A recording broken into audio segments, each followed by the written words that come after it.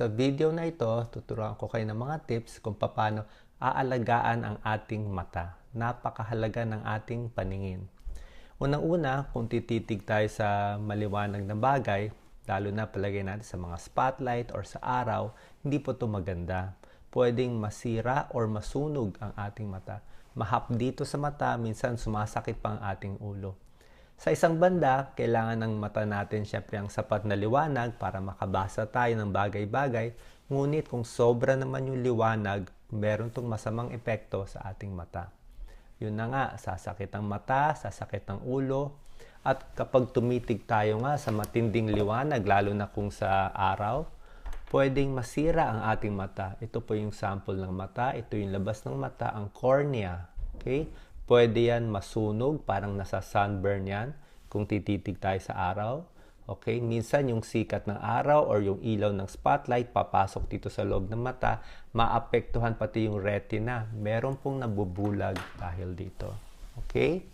Ngayon, iba pang tips para alagaan yung mata. Kung lalabas tayo ng bahay, lalakad tayo sa may araw, mas maganda magsuot ng sunglasses.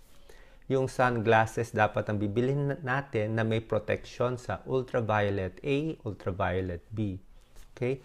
Pwede din magsuot ng sombrero, pero dapat yung medyo malaki, yung takip dito sa harap para maproteksyonan yung mata.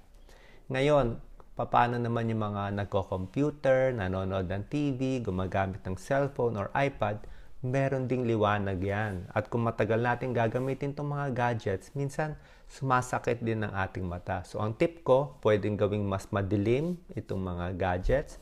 Or kung nagbabasa tayo ng mga 30 minutes, ipahinga ang ating mata. Isang magandang tip, after 30 minutes, tumitig sa malayong bagay, i-relax ang mata, mga 30 seconds, o ipikit yung mata ng mga 1 minuto para ma-relax ang ating mata. Okay? Siyempre sa gabi, kahit sa umaga, maganda naghihilamos lagi ng muka, pati yung mata, huhugasan ng sabon at tubig kasi merong mga bakterya po dito sa talukap ng mata. Merong mga Staphylococcus aureus na pwede mag-cause ng kulitin. Hindi po ito maganda. So, maghugas ng mata. And ang last tip, syempre, kakain ng mga pagkain maganda sa mata. Okay? Gulay at prutas na makukulay. Yung mga orange colored, yung maraming kulay tulad ng mga carrots, maganda yan sa ating paningin. So sana nakatulong itong video ko sa inyo. Alagaan ang mata, napakahalaga po niyan.